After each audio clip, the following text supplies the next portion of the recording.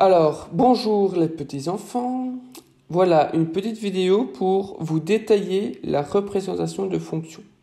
Alors, vous avez à la page dans votre cours, qui est la page, ici 29, un procédé qu'il faut suivre pour chaque fonction. Alors, le procédé sera toujours le même. D'abord, on doit déterminer le domaine d'une fonction. Ensuite, les intersections de la fonction avec les axes du repère, donc OX et OY. On va étudier le signe de F. Étudier la parité, ça, on n'est pas forcément obligé. Ensuite, on va chercher les asymptotes. Asymptotes, c'est-à-dire, on va voir si on a des AV, AH ou AO. Ensuite, on va étudier la croissance. Étudier la croissance, c'est-à-dire étudier le signe de la dérivée première. Ensuite, la concavité, c'est-à-dire le signe de la dérivée seconde. Ensuite, on va faire un tableau récapitulatif qu'on va détailler ici dans la vidéo. Si on a besoin, on va calculer quelques points supplémentaires pour ensuite représenter la fonction. Alors, parfois, pour être plus précis, on va vous demander de calculer des tangentes. Mais ça, vous verrez par la suite.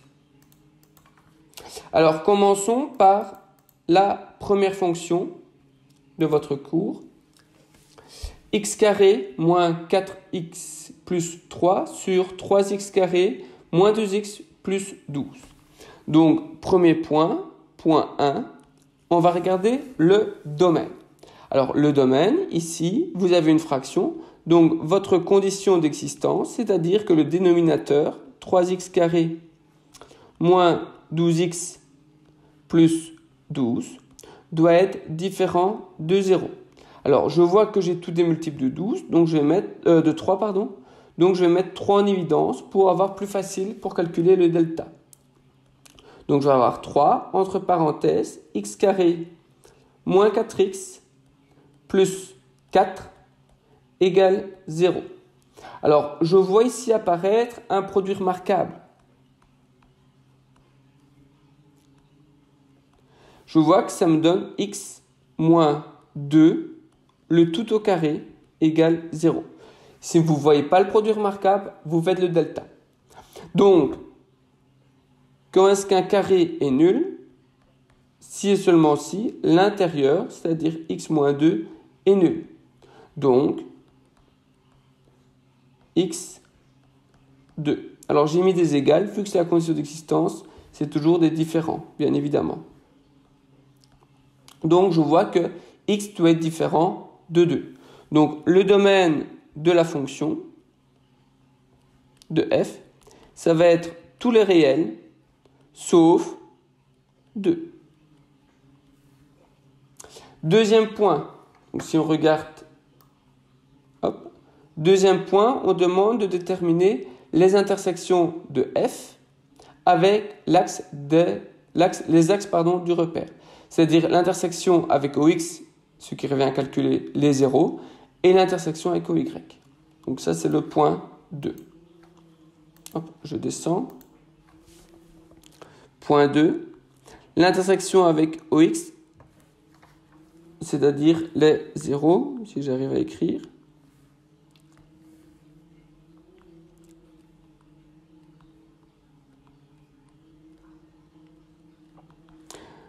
Comment est-ce qu'on calcule les zéros? On doit annuler f de x. Donc f de x égale 0. N'oubliez pas que votre fonction, c'est une fraction, c'est-à-dire un numérateur sur un dénominateur. Quand est-ce qu'une fraction est nulle? Simplement quand son numérateur est nul. Donc, quand x carré, le numérateur, x carré moins 4x plus 3 vaut 0. Ici, je ne vois pas de produit remarquable, donc je vais calculer delta. B carré, 16, moins 4, A, 1, je ne vais pas l'écrire, fois 3. 16 moins 12, 4. Delta positif, deux solutions, x1, x2, moins B, 4. Plus ou moins racine de delta, 2, sur 2A, 2 fois 1, 2. Donc, le positif, 4 plus 2, 6, sur 2, 3, moins, 4 moins 2, 2, 2 sur 2, 1. Donc, j'ai 2 zéros quand x vaut 3 et 1. Alors, je vérifie qu'il n'est pas rejeté de mon domaine. Il n'est pas rejeté parce que le seul élément rejeté, c'est 2 et 3 et 1 n'est pas 2. Donc, ça veut dire qu'on a 2 points en 1, 0 et 3, 0. Donc, ça, c'est l'intersection avec l'axe X.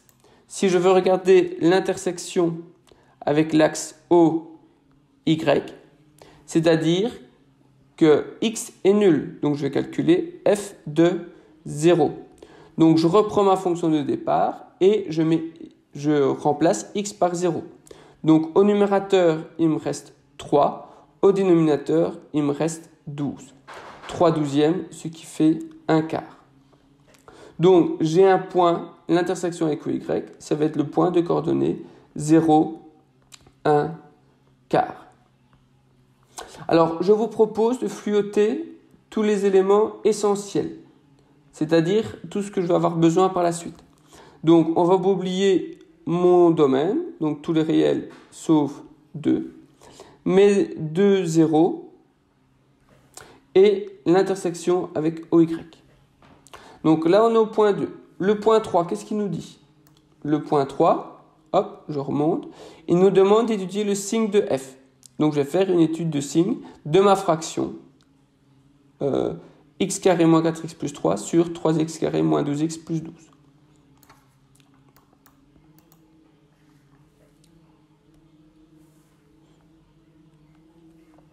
Alors, je dois connaître les zéros du numérateur et du dénominateur, mais j'ai déjà calculé. Les zéros du numérateur sont 3 et 1. Le 0 du dénominateur, c'est 2. Donc, je vais ordonner par ordre croissant. Donc, 1, 2 et 3. Donc, j'ai mon numérateur qui s'annule en 1 et en 3. Et mon dénominateur qui s'annule en 2. J'ai deux fonctions du second degré. Donc, c'est toujours le signe de A partout, sauf entre les zéros. Donc, ici, je vais avoir plus, moins, moins, moins, plus. Et ici, je vais avoir des plus partout, vu que j'ai que 1, 0.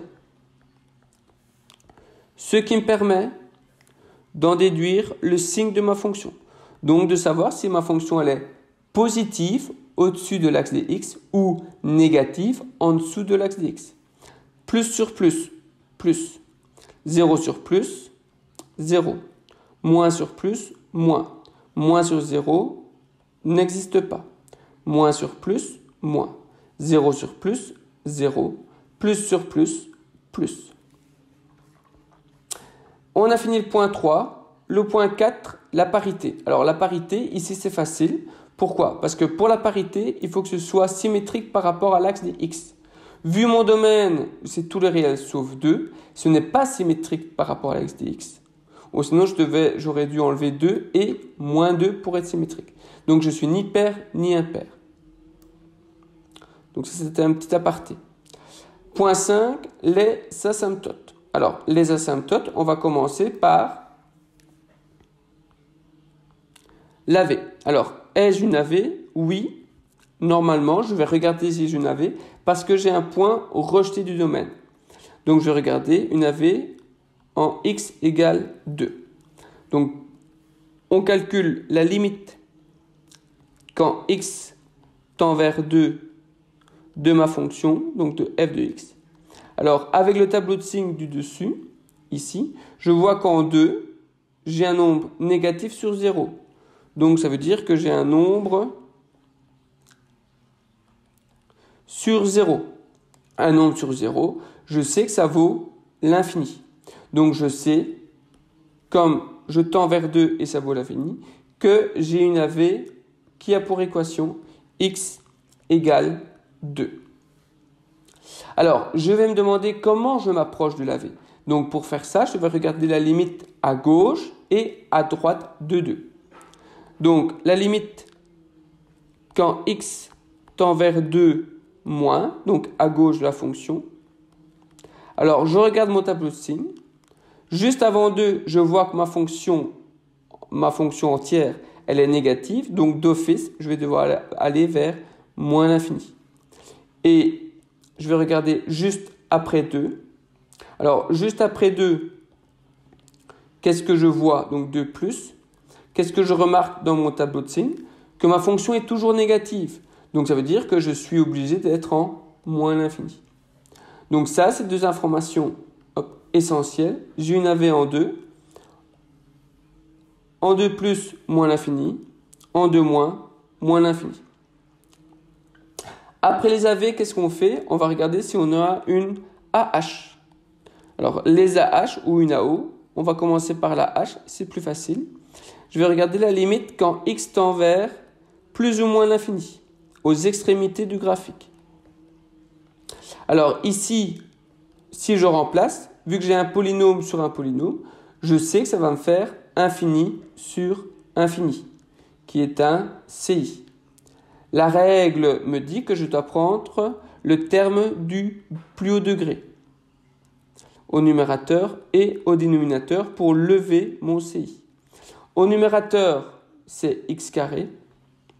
Au dénominateur, c'est 3x carré. Je peux simplifier. Il me reste quoi? Il me reste un tiers.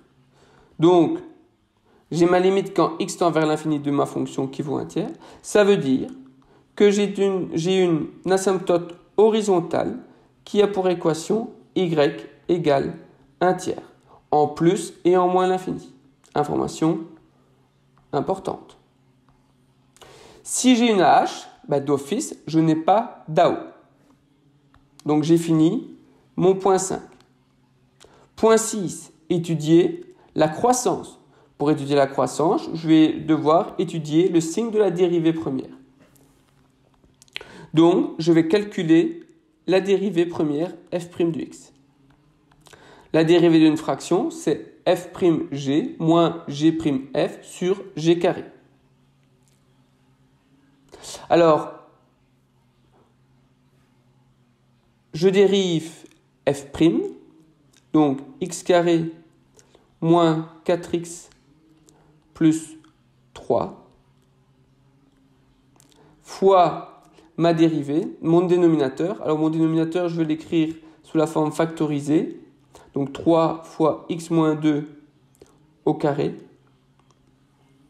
moins mon numérateur, x carré moins 4x plus 3, fois la dérivée du dénominateur. Donc 3 fois x moins 2 au carré. Sur g carré. Donc sur le dénominateur au carré. Alors on ne touche pas au dénominateur. Maintenant je dérive. La dérivée de x carré moins 4x plus 3, ça me donne 2x moins 4 fois 3 fois x moins 2 au carré. Moins, je recopie x carré moins 4x plus 3. Et je dérive 3 fois x moins 2 au carré. Ça me donne 3 fois, je descends l'exposant, 2 fois x moins 2 fois l'intérieur, la dérivée de l'intérieur, ce qui fait 1. Donc je ne note pas. Dénominateur, ça me donne 3 au carré fois x moins 2 exposant 4. Alors là, je vois que je peux mettre en évidence. Qu'est-ce que je peux mettre en évidence? J'ai un 3 en commun et un x moins 2 une fois. Donc je vais mettre 3 fois x moins 2 en évidence.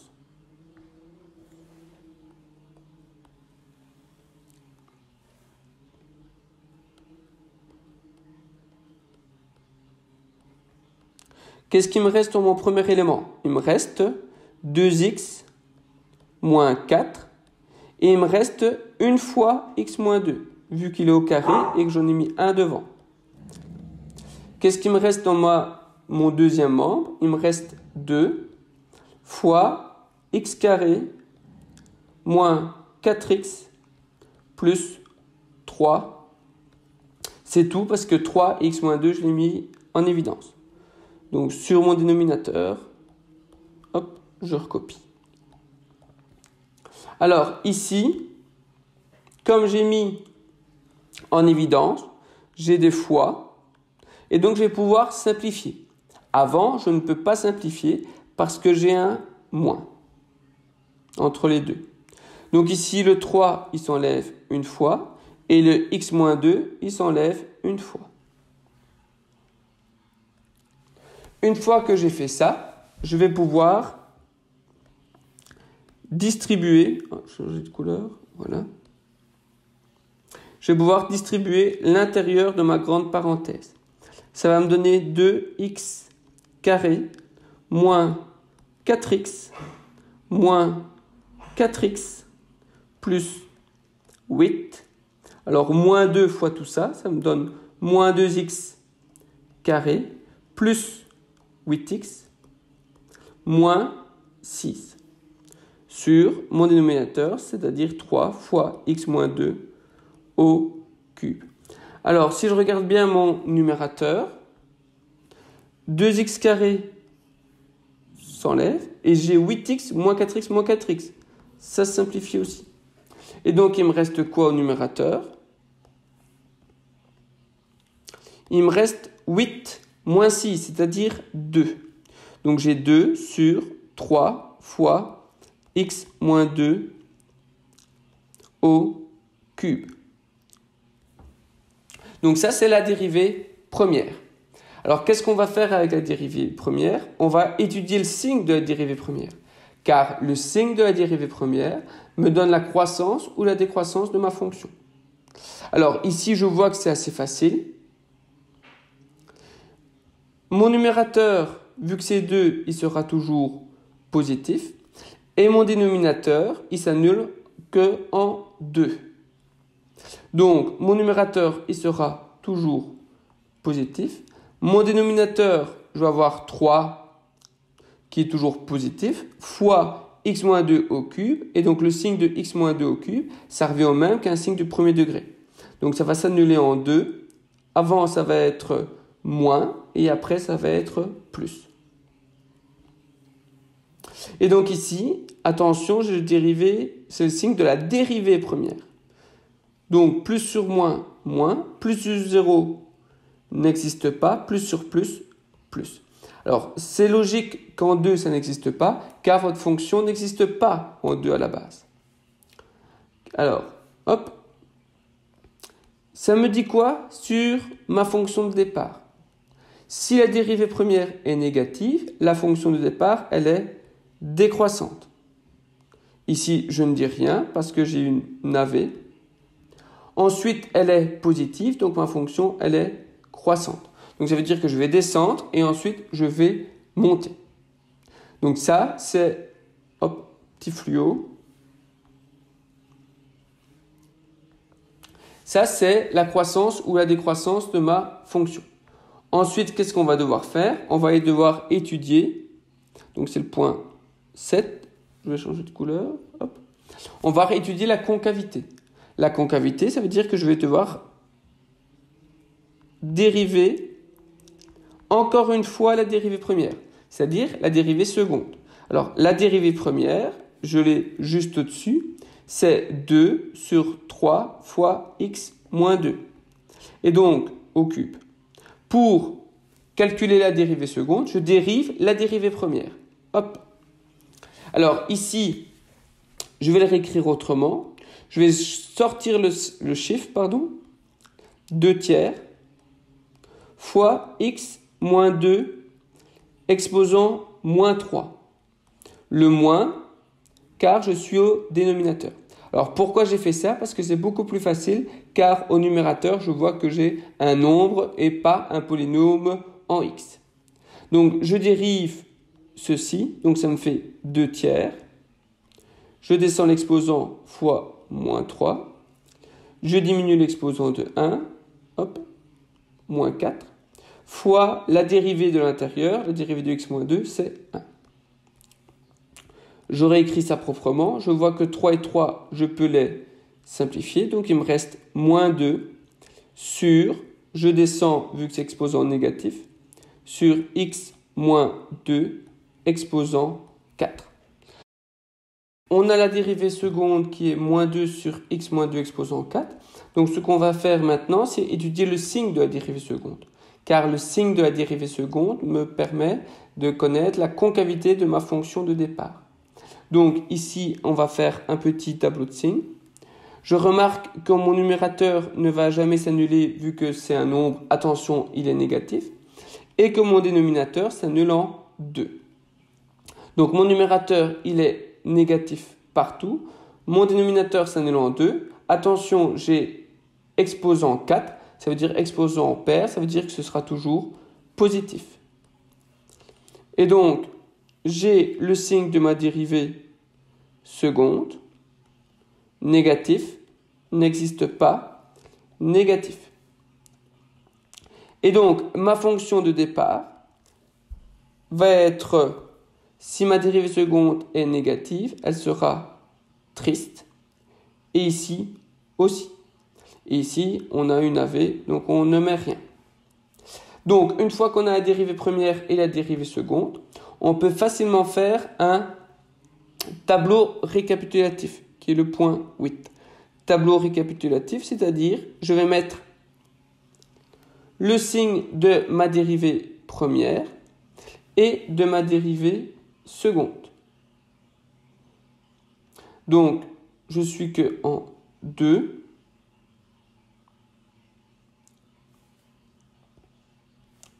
Donc, ma dérivée première,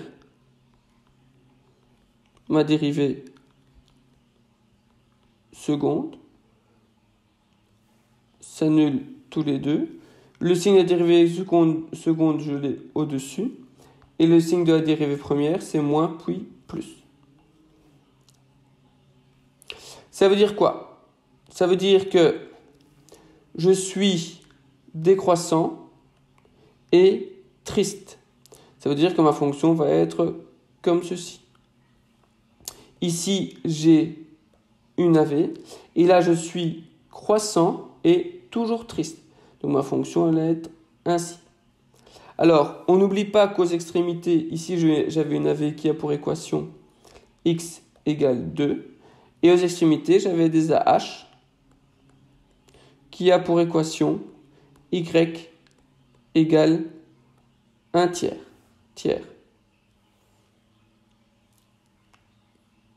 En plus et en moins l'infini.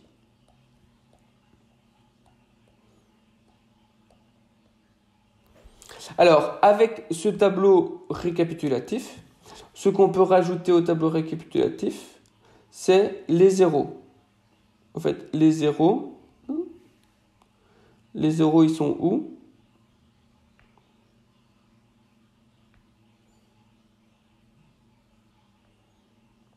Ils sont ici, en 1, 0 et en 3, 0. Et n'oublie pas l'intersection en 0, 1 quart. Alors, avec tout ça, je peux commencer à représenter ma fonction. Donc, on prend un repère. Hop, je vais l'agrandir un tout petit peu. Et on va mettre toutes nos informations. C'est-à-dire, les premières informations que je peux mettre, c'est les AV. Donc, j'ai une AV en x égale 2. Voici mon AV.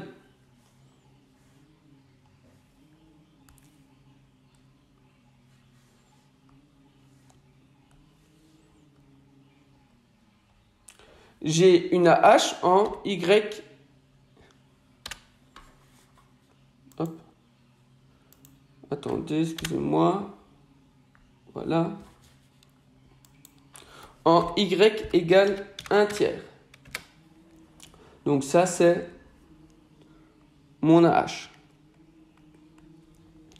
J'avais des zéros en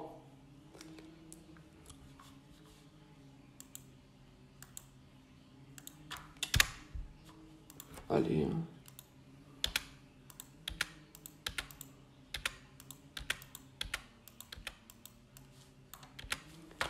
Qu'est-ce qu'il fait? Pardon. J'avais des zéros en 1, 0. et en 0. Alors, je savais comment je m'approchais de mon AV.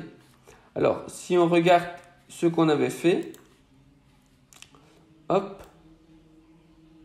ici, j'approchais de mon AV du côté gauche et du côté droit en moins l'infini. Et donc, je sais que je vais m'approcher de mon AV du côté moins l'infini à gauche et à droite. Alors, j'ai un troisième point qu'on n'a pas encore mis, c'est l'intersection avec l'axe OY en 0, 1 quart. Donc, je vais aller mettre mon point en 0, 1 quart.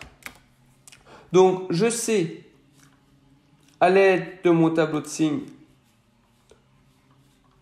hop. Donc, je sais que ma fonction sera positive avant 1, négative entre 1 et 3, puis positive. Donc, elle sera positive avant 1, négative entre 1 et 3, puis positive. Si je regarde mon tableau récapitulatif, ma fonction, elle va descendre décroissante en étant triste, et puis elle va monter en étant toujours triste, venant de la H et arrivant à la H y égale 1 tiers. Et donc, si je représente ceci,